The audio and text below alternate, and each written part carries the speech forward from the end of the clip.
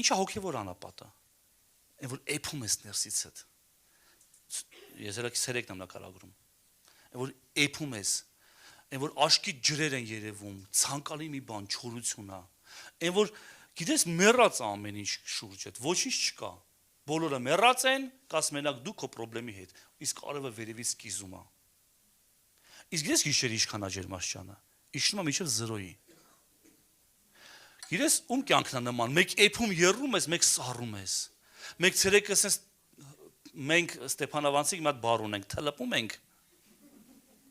Ցերեկը ասես ոչինչ անելը չի գալիս, ում ես թլպասը գնես միտեղ։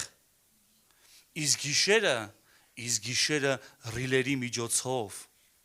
դուրս են գալիս տարբեր տեսակ սարսափներ։ Գիտես